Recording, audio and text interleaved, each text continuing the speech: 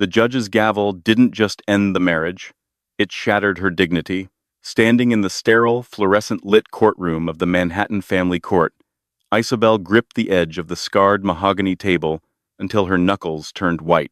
Across the aisle, Grant adjusted his bespoke Brioni suit, whispering a joke to his shark of a lawyer that made them both snicker. He thought he had buried her. He thought she was just the penniless, stay-at-home mother he'd discarded for a 24-year-old Instagram model. He had no idea that the document resting in her battered tote bag wasn't a plea for mercy. It was the key to a dormant empire that could buy his entire existence 3 times over. Revenge wasn't just a dish best served cold. In Isabel's case, it was being served with 9 zeros. The humiliation was designed to be absolute. Grant Whitaker didn't just want a divorce. He wanted a demolition. Your Honor, Grant's lawyer, a man named Samuel Dosh, who wore cologne that smelled like aggressive negotiation and pine, leaned against the podium. Miss, Carter is asking for $5,000 a month in spousal support. This is, frankly, laughable. My client, Mr. Whitaker, has supported her hobbies for 10 years. She has no career, no assets, and, according to our private investigator, she is currently late on the rent for a studio apartment in Queens. We are offering a one-time settlement of $10,000 to help her get on her feet, and not a penny more. Isabel Carter stood frozen. She wore a simple gray suit she had bought at a thrift store on 82nd Street specifically for this day. It was clean, but the cut was dated, and next to Tiffany, Grant's new fiancée, who sat in the gallery wearing a season-current Chanel blazer, Isabel looked exactly like what Grant said she was, a relic. Miss Carter, Judge Harrison peered over his spectacles. Do you have a response? Isabel's own lawyer, a court-appointed representative named Sarah Jenkins, who looked exhausted and over-caffeinated, stood up. Your Honor, my client raised Mr. Whitaker's 2 children from a previous marriage as her own for a decade. She sacrificed her career in graphic design to manage his household and host his business dinners. The settlement offer is insulting. Grant scoffed loudly enough for the stenographer to pause. He leaned forward, his voice dripping with that fake, pitying tone he used to use when Isabel burned the roast. Isabel, honey, he said, ignoring the judge, let's be real.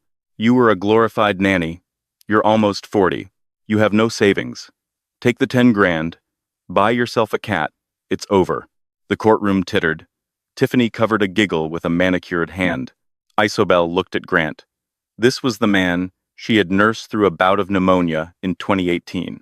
This was the man whose business reputation she had saved by smoothing over his drunken insults at the annual Whitaker Corp Gala. I don't want your charity, Grant, Isabel said, her voice shaking only slightly. Good, Grant shot back, because you're not worth it. The judge banged the gavel. Order. Based on the prenuptial agreement signed in 2014, which this court deems valid, Mr. Whitaker's assets are protected. Miss Carter, you are awarded the one-time settlement of $10,000. Case closed. Grant high-fived his lawyer. He didn't even look at Isabel as he walked out, but as he passed her, he leaned in, whispering, Enjoy Queens, sweetheart. Don't forget to take the trash out. Isabel didn't cry. She felt a cold, hard knot form in her stomach.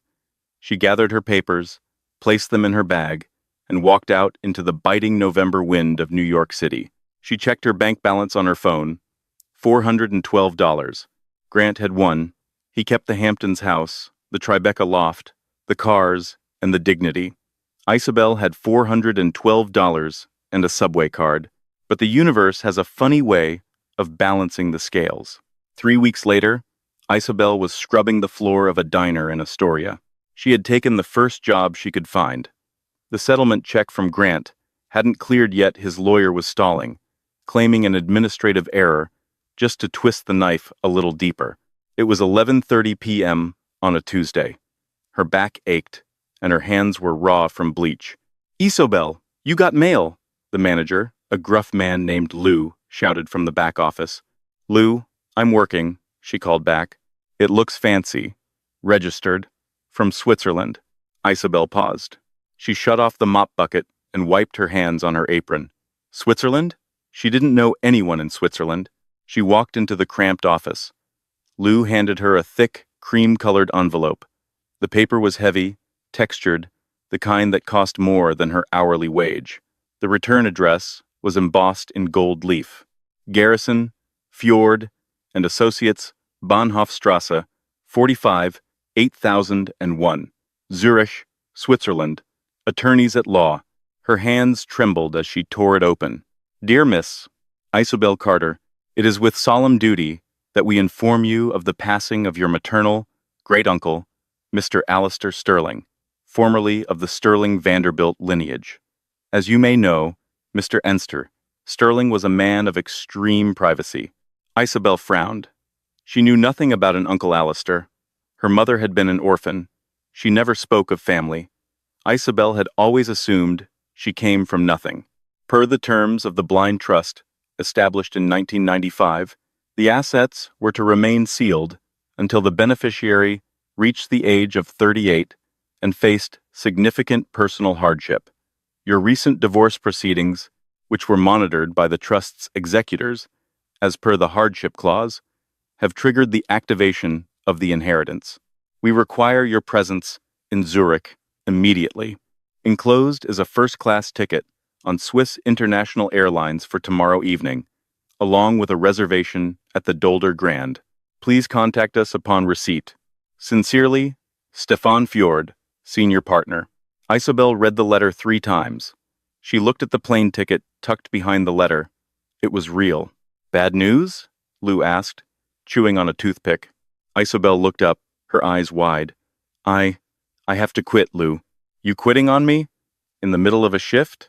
Yes, she said, untying her apron. I think I have to go to Switzerland. She walked out of the diner, leaving the mop standing in the bucket. She didn't know it yet, but the woman who walked into that diner was never coming back.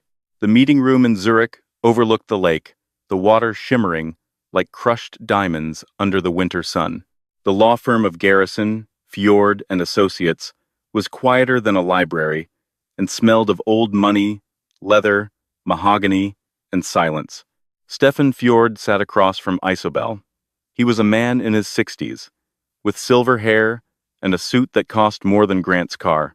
Thank you for coming, Miss Carter, Stefan said, sliding a black leather folder across the table. I assume you have questions. I didn't know I had a great uncle, Isobel said, feeling out of place in her thrift store coat. My mother told me she had no family. Your mother, Stefan said gently, was protecting you. The Sterling family is complicated. Old industrial money, steel, shipping, and in later years, quiet tech investments. Your mother left the family because she wanted a simple life. But Alistair, her uncle, watched over her and you from a distance. You said the trust was triggered by hardship? Correct. Alistair despised bullies. He wrote a specific clause. If my niece or her issue should ever be laid low by the arrogance of another, the gates shall open. We have been monitoring the court transcripts from New York. Stefan opened the folder. The Grant Whitaker situation, Stefan noted, with a dry lack of emotion. He left you with nothing? $10,000, Isobel whispered, and he mocked me. Mr. Whitaker runs Whitaker Logistics, correct? A mid-sized shipping coordinator? Yes, Stefan smiled. It was a terrifying shark-like smile. That is amusing. Why? Because, Miss Carter, Stefan turned the page of the ledger, revealing a balance sheet that made Isobel's breath hitch in her throat. The assets you have just inherited include a 51% controlling stake in Global Transatlantic, the parent company that leases the shipping containers to Whitaker Logistics. You don't just have money, Isobel. You effectively own the supply chain your ex-husband relies on to breathe. Isobel stared at the number at the bottom of the page. $1,240,000,000 USD, liquid assets, and equities combined. 1.2 billion. I own his company? You own the company that owns his company, Stefan corrected. Technically, you are his landlord, his supplier, and his bank. He is currently renegotiating his contracts with Global Transatlantic. He is desperate for a renewal. If he doesn't get it, Whitaker Logistics goes bankrupt in 30 days. Isobel sat back in the soft leather chair. She thought of Grant's laugh in the courtroom. She thought of Tiffany's Chanel blazer. She thought of the trash comment. He doesn't know? Isobel asked. No one knows. The trust is anonymous. Unless you choose to reveal yourself. Isobel looked out at the calmness of Lake Zurich, the fear she had lived with for months, the fear of rent, of groceries, of growing old, alone and poor, evaporated, replaced by a burning, cold heat. I don't want to just reveal myself, Isobel said, her voice steady for the first time in years. She looked Stefan in the eye. I want to destroy him, legally, publicly, and I want him to know it was me. Stefan Fjord picked up a fountain pen. I was hoping you would say that. We have a plan. It involves a masquerade ball in New York next week, the Met Gala of the shipping industry. Mr. Whitaker will be there, begging for investors. And you, Stefan said, will be the mystery investor he is dying to meet. The transformation didn't happen in a day. It took a grueling, meticulous month in Zurich, a period Isobel would later refer to as her re-education. Stefan Fjord understood that money was only a tool. To wield it effectively against a man like Grant Whitaker, Isobel needed armor. She was moved from the hotel to a private estate in the Zurichberg district, a fortress of stone and glass hidden behind tall pines. You have the money, Stefan told her on the first morning, as they sat in a sunroom that overlooked the Alps. But you do not yet have the presence. Grant Whitaker is a narcissist. He smells weakness. If you walk into that room as Isobel the victim, he will destroy you again, billionaire or not. You must become Isobel, the matriarch. Her team consisted of 3 people. First was Henri, a severe, terrifyingly honest stylist who had previously worked for the private client division of LVMH in Paris. Your hair, Henri said, circling her like a shark. It is apologetic. It says, I am sorry for taking up space. We will change this. They cut her hair. Gone were the limp, shoulder-length brown locks. Grant had always insisted she keep natural, which really meant cheap to maintain. In its place, Henri gave her a sharp, angular bob, dyed a rich, lustrous chestnut that caught the light. It framed her face, highlighting cheekbones she hadn't realized she had. Her wardrobe was purged. The polyester blends and sensible flats were incinerated. Henri dressed her in structural pieces, Tom Ford, Alexander McQueen, the row, clothes that didn't just cover the body, but commanded the room. Posture, Henri would snap as she walked, shoulders back, chin up. You are worth $1 billion. Walk as if the ground is lucky to have you step on it. The second member of the team was Dr. Elias Thorne, a forensic accountant and corporate strategist.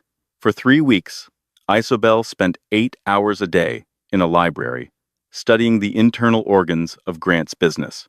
Whitaker Logistics is bleeding, Dr. Thorne explained, projecting spreadsheets onto a screen.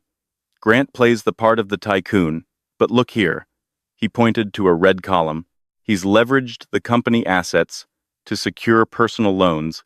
He bought the Hamptons house through a shell company listed as a corporate retreat. He leased the Ferrari as a company vehicle. He is committing tax fraud, but it's buried deep. More importantly, his contract with your company, Global Transatlantic, GTA, expires on December 31st. That's in 2 weeks, Isobel noted, her eyes scanning the numbers. She was surprising herself.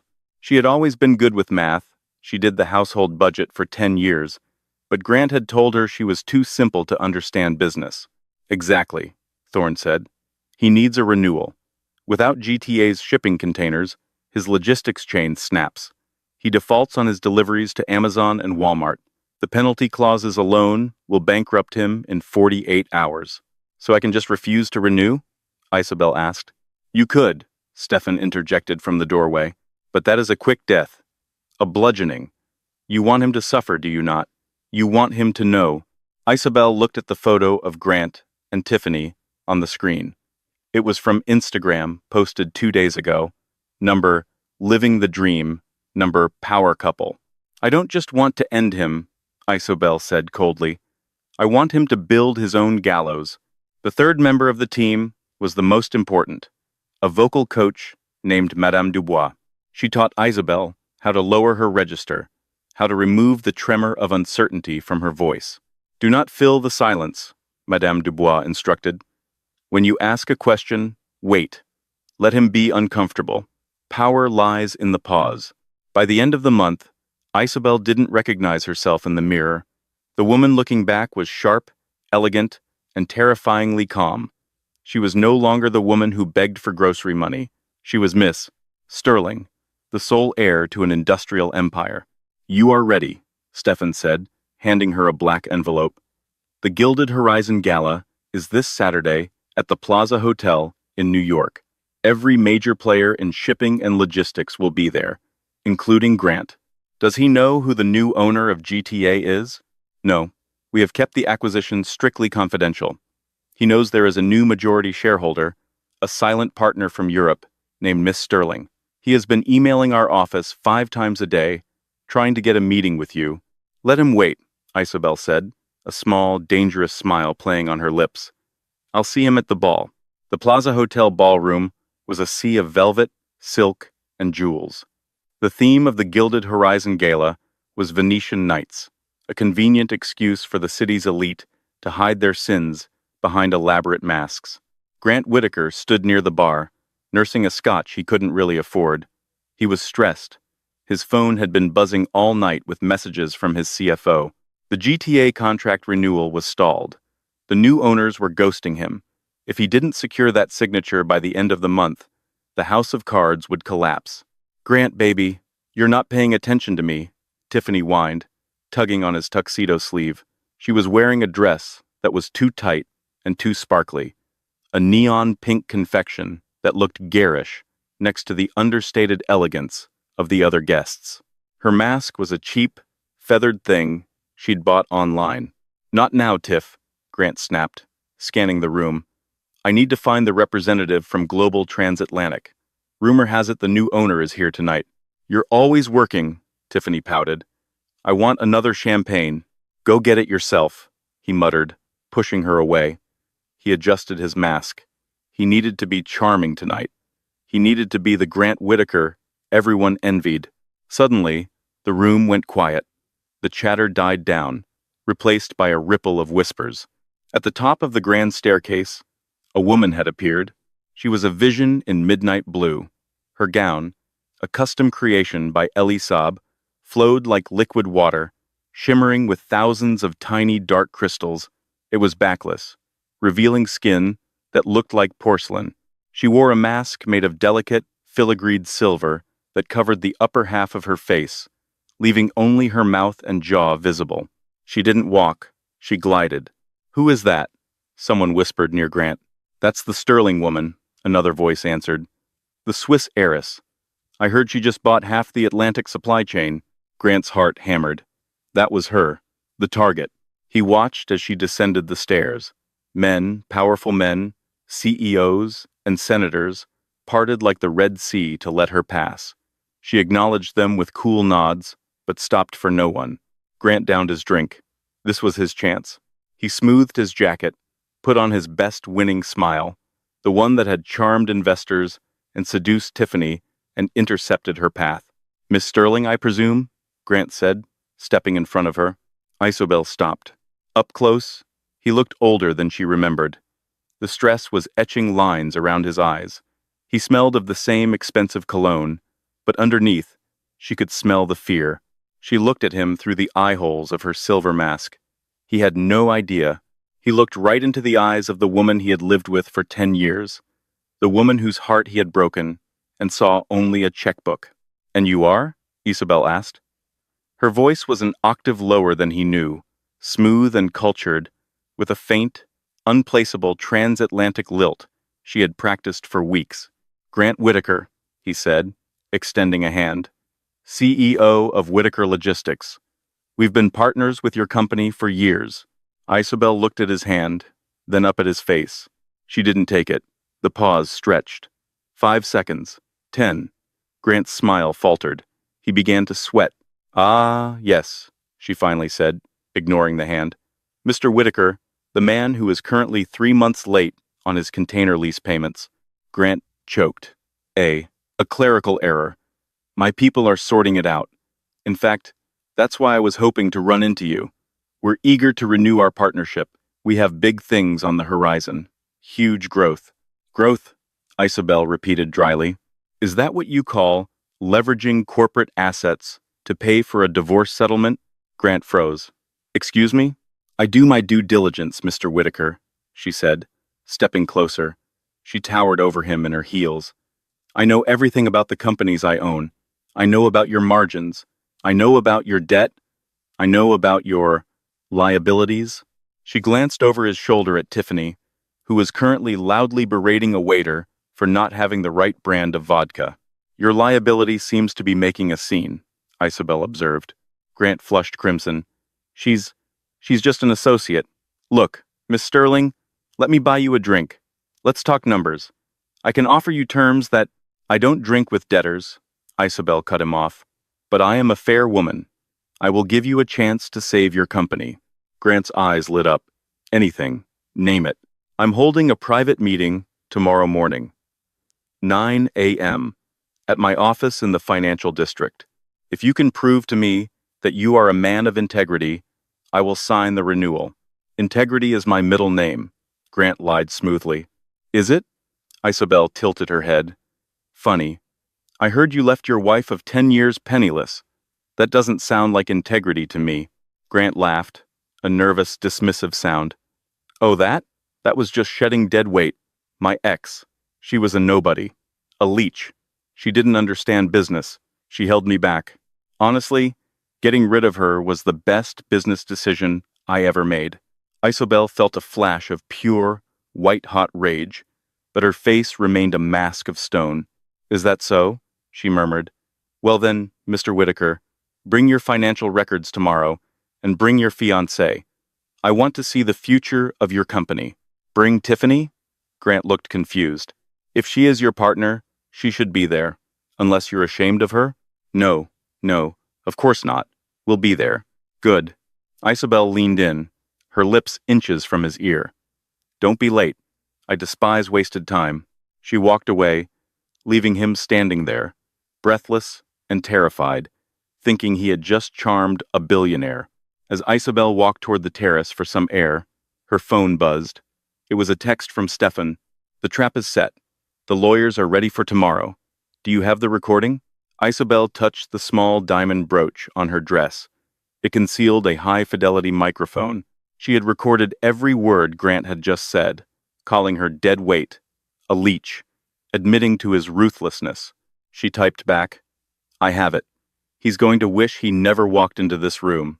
She stepped out onto the balcony, the cold New York air hitting her skin. Below, the city lights twinkled. Somewhere out there, in a cramped Queens apartment, the old Isabel had cried herself to sleep. Tomorrow, the new Isabel would burn Grant's world to the ground, and she would do it with his own pen. The conference room at Global Transatlantic's New York headquarters was designed to intimidate, located on the 45th floor of a glass monolith in the financial district. It offered a panoramic view of the Hudson River, gray, churning, and cold. Grant Whitaker arrived at 8:55 a.m., his knuckles white as he gripped his briefcase.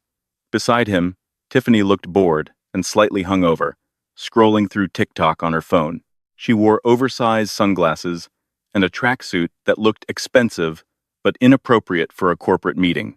Put the phone away, Grant hissed. This woman holds my entire life in her hands. If you embarrass me, I swear. Relax, babe, Tiffany snapped, popping her gum. She's just some old European lady, probably lonely. Tell her she looks pretty, and sign the papers.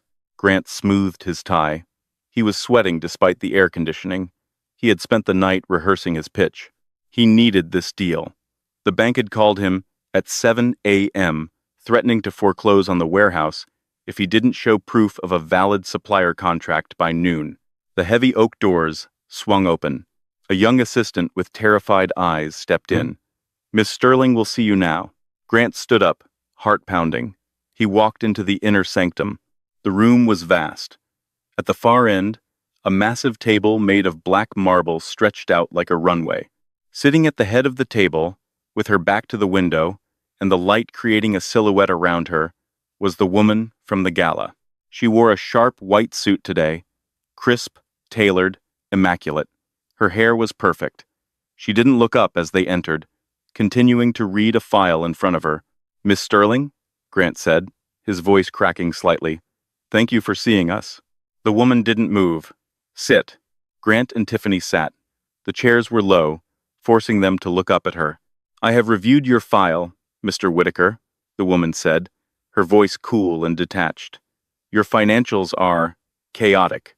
You claim your company is growing, yet your debt-to-equity ratio is alarmingly high. And your personal spending," she tapped a page, "with a manicured fingernail, is frankly reckless." "We're restructuring," Grant said quickly. "It's a temporary liquidity issue. My divorce. It was expensive. My ex-wife, she dragged it out, tried to take everything." "Is that so?" The woman finally looked up. She was wearing dark glasses. "I was under the impression she settled for a pittance." Grant laughed nervously. "Well, yes. My lawyers are good. She got what she deserved. 10 grand. Enough to buy a bus ticket to nowhere. Honestly, she was holding me back. No vision. No ambition. Just dead weight." "Dead weight," the woman repeated slowly. "You used that phrase last night." "It's the truth," Grant said, gaining confidence. She was a simple woman, small-minded. She didn't understand the world of high finance. She belonged in a kitchen, not a boardroom. Tiffany giggled. "She sounds pathetic." "She was," Grant agreed. "But enough about the past. I'm here to talk about the future, about our partnership. If you sign this renewal, I can promise you a 15% return on your investment within 6 months." The woman stood up. She walked slowly around the table, her heels clicking on the marble floor. The sound echoed like gunshots. "You speak of partnership, Mr. Whitaker," she said, stopping right behind his chair. "You speak of integrity, yet you lie to your investors. You lie to your bank. And most interestingly," she leaned down, her voice dropping to a whisper, "you lie to yourself." She reached up and slowly removed her dark glasses. "Hello, Grant." Grant spun around in his chair. He stared. He blinked. His mouth opened, but no sound came out.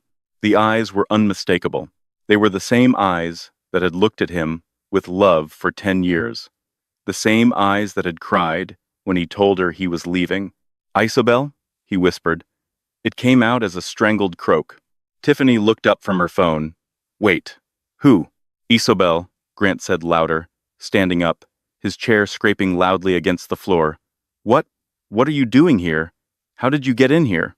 "Sit down, Grant," Isobel said. Her voice wasn't the soft, pleading tone he remembered. It was a command. "I don't understand," Grant stammered, looking around the room as if expecting a hidden camera. "Where is Miss Sterling? The owner? Are you her assistant? Did you sleep with someone to get a job here?" Isobel laughed. It was a cold, sharp sound. "You really are dense, aren't you?" She walked back to the head of the table and sat down. "I am Miss Sterling, Isobel Sterling, my mother's maiden name. The dead weight you discarded just inherited the controlling interest in Global Transatlantic." She picked up the contract Grant had placed on the table, the renewal he needed to save his life. You own the company?" Grant's face went from pale to a sickly gray. "I own the company," Isobel confirmed. "I own the shipping containers your goods are currently sitting in. I own the warehouse lease you're defaulting on, and as of this morning, I bought your outstanding debt from the bank." Grant grabbed the edge of the table to steady himself. You can't be serious. You have billions, and you have nothing," Isobel said calmly. She held up the contract. "You came here for a signature, Grant. You came here to save your little empire, but you forgot one thing." "What?" Grant whispered. "You forgot to take out the trash." Isobel ripped the contract in half. Then, in quarters, She let the pieces flutter down onto the marble table like confetti. The renewal is denied. Your lease is terminated, effective immediately. You have 24 hours to vacate the warehouse.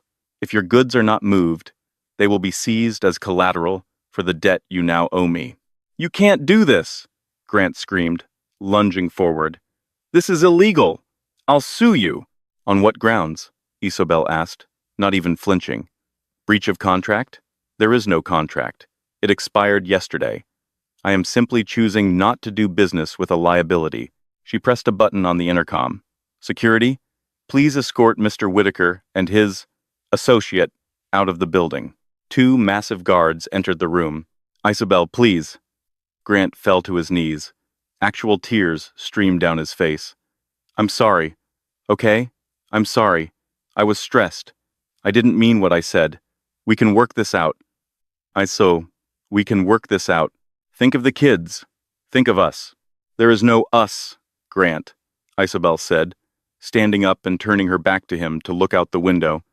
And as for the kids, I've already set up trust funds for them. They'll be fine. You, however, you might want to ask Tiffany if she's willing to support you. Grant looked at Tiffany. Tiffany stood up, looked at Grant on his knees, then looked at Isobel's back. You're broke? Tiffany asked Grant, her voice full of disgust.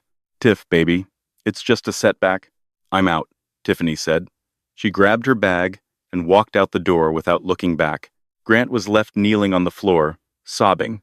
The guards grabbed him by the arms and dragged him out, his pleas echoing down the hallway until the heavy doors slammed shut.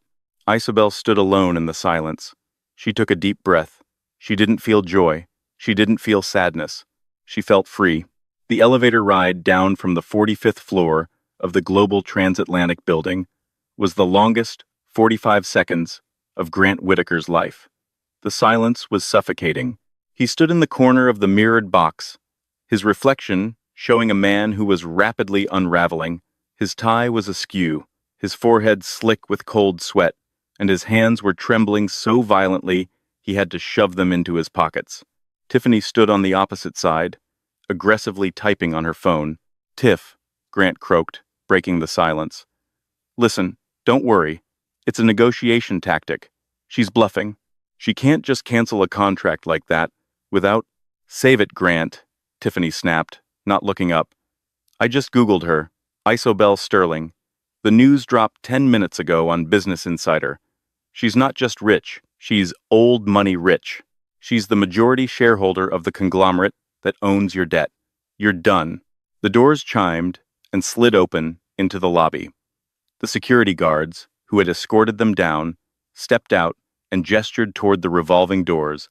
Please exit the premises immediately, Mr. Whitaker, the lead guard said, his voice void of the respect Grant was used to commanding. They stepped out onto the sidewalk of the financial district. The wind was biting, whipping around the skyscrapers. Grant reached for Tiffany's arm. Where are we going? Let's go to the loft. I need to call Samuel. We can fix this. Tiffany pulled her arm away, as if he were contagious. A black SUV pulled up to the curb, an Uber Black she had summoned in the elevator. I'm going to the loft to pack my bags, she said coldly. My sister is picking me up in an hour. Don't be there. Tiffany, you can't just leave. We're engaged. She turned to him, lowering her sunglasses to reveal eyes that held zero sympathy. Grant, look at you. You're shaking. You have no company, no money, and an ex-wife who hates your guts and has $1 billion to prove it. You're a sinking ship, and I don't do drowning. She climbed into the SUV and slammed the door. Grant stood on the pavement, watching the taillights disappear into traffic. For the first time in 10 years, he was completely alone. He reached into his pocket for his phone to call his driver, then remembered he had laid off the driver 2 weeks ago to cover the lease on the Ferrari. He opened the Uber app. His credit card was declined. Grant Whitaker, the man who had mocked Isobel for taking the subway, began the long walk to the train station. The domino effect. The destruction of Whitaker Logistics wasn't instantaneous. It was a slow, agonizing bleed that Grant was forced to watch in high definition. The following morning, Grant arrived at his office in New Jersey to find a chain-link fence erected around the perimeter of the shipping yard. A bright orange notice was zip-tied to the gate, seized by order of the United States Marshal Service. His employees were standing in the parking lot, confused and angry. When Grant pulled up in his leased Ferrari, the last symbol of his status, they swarmed him.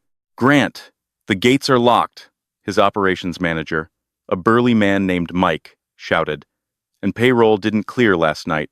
My bank says insufficient funds. What is going on?"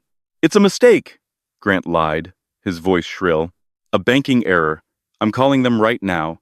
"Mr. Whitaker?" Grant turned to see two sheriff's deputies approaching his car. Behind them was a tow truck. "Grant Whitaker?" the deputy asked, holding a clipboard. "Yes, we have a writ of replevin for the Ferrari 488 Spider. Payments are 6 months behind. The leasing company has authorized immediate repossession." No, look. I can write you a check right now." Grant fumbled for his checkbook, his hands shaking so hard he dropped it on the asphalt. "We don't take personal checks, sir. Step out of the vehicle." The humiliation was absolute. In front of 50 of his employees, Grant was forced out of the car. He watched as the tow truck driver hooked up the red sports car, the car he had bought to impress Tiffany, the car he had told Isobel was essential for his image. As the truck drove away, dragging his ego with it, Mike, the operations manager, spat on the ground near Grant's Italian loafers. "You're a fraud, Grant. I'm calling the union." By noon, the news had broken. The Wall Street Journal ran a small piece in the business section. Whitaker Logistics collapses amidst fraud allegations and supplier pullout. The article mentioned that the primary supplier, Global Transatlantic, had terminated relations due to breach of ethical conduct and financial instability. It didn't mention Isobel by name, but Grant knew. Every word was a dagger she had personally sharpened. He sat in his office, which he had broken into through a back window, staring at the wall. His phone rang. It was Samuel Dosh, his shark of a lawyer. "Grant, I'm dropping you," Samuel said without preamble. "You can't. I need to sue her. She ruined me." "Sue her with what money, Grant? Your retainer is gone. Your assets are frozen. And frankly, I've seen the audit regarding the corporate retreat in the Hamptons. You committed tax fraud. You're going to be lucky if you stay out of prison. I'm not going down with you." The line went dead. Grant put his head in his hands. The silence of the empty office was deafening. He looked at the framed photo on his desk. It was an old picture, one he had forgotten to throw away. It was from 10 years ago, him and Isobel, grilling in the backyard of their first, modest home. She was laughing, holding a spatula, looking at him like he was the center of the universe. "You should have just paid the rent," he whispered to the empty room. The rise of the matriarch. While Grant's world was contracting into a singularity of debt and shame, Isobel's world was expanding. She didn't just step into the role of Harris. She inhabited it. With Stefan Fjord's guidance, she took a seat on the board of Global Transatlantic. Her first act was to initiate a complete audit of the company's ethics policies.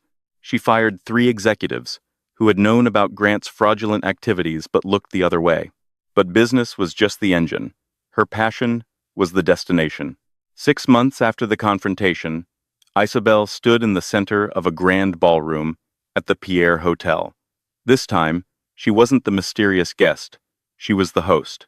It was the launch of the Sterling Initiative. She wore a gown of emerald green silk, a color of life and renewal. She stood at the podium, looking out at a sea of faces, donors, politicians, and advocates. For a long time, Isobel spoke, her voice clear and resonant, amplified by the microphone. "I was told that my value was tied to how well I served someone else. I was told that my kindness was a weakness. I was told I was dead weight." A ripple of recognition went through the crowd. The story of her divorce had become something of an urban legend in New York high society.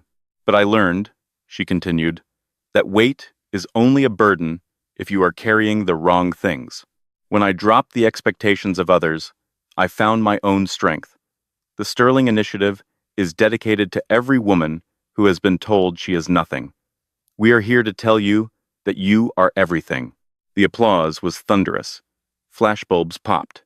Later that night, as the party wound down, Stefan approached her with a glass of champagne. "You did well, Isobel," he said, his stoic Swiss demeanor cracking into a genuine smile. "Your great-uncle Alistair would have been proud.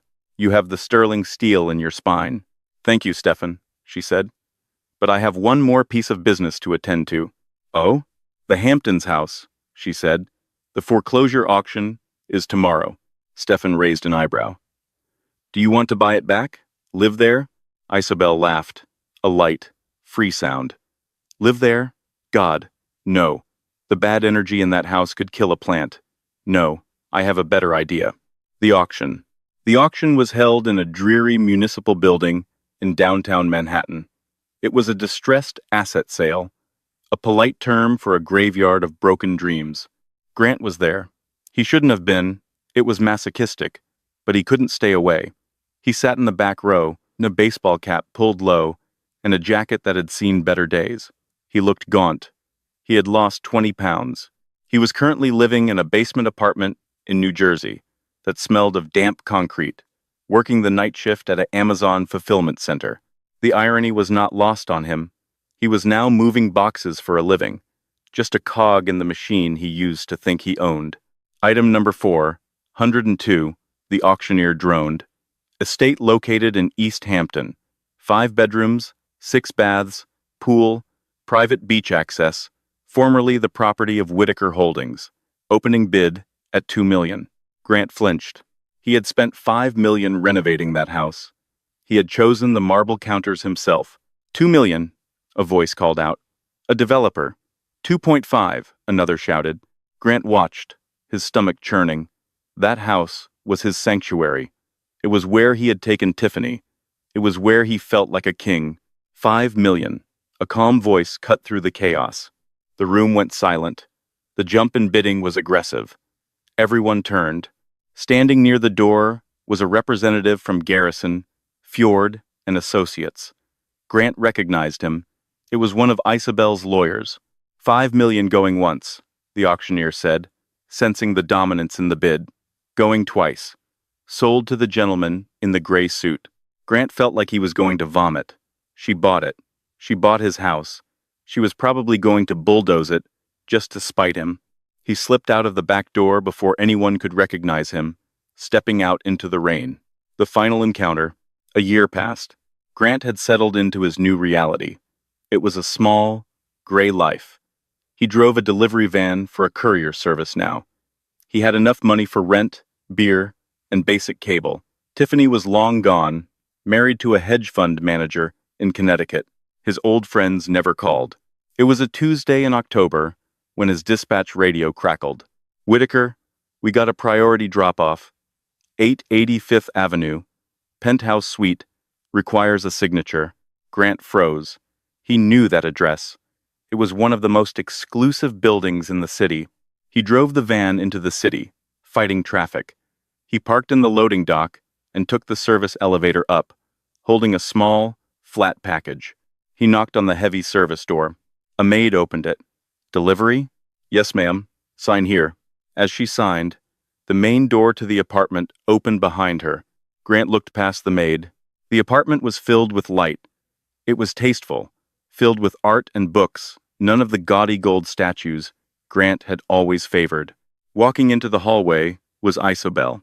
She looked radiant. She was wearing casual clothes, jeans, and a cashmere sweater, but she looked more expensive than she ever had in diamonds. She was laughing, talking to a man who was walking beside her. The man was tall, distinguished, with salt and pepper hair. He looked at Isobel with a warmth that Grant realized, with a pang of agony, he had never truly given her. Isobel stopped. She looked toward the service door. Their eyes locked. For a second, the world stopped. Grant stood there, in his brown courier uniform, holding his digital pad, the ghost of the man he used to be. He expected her to be angry.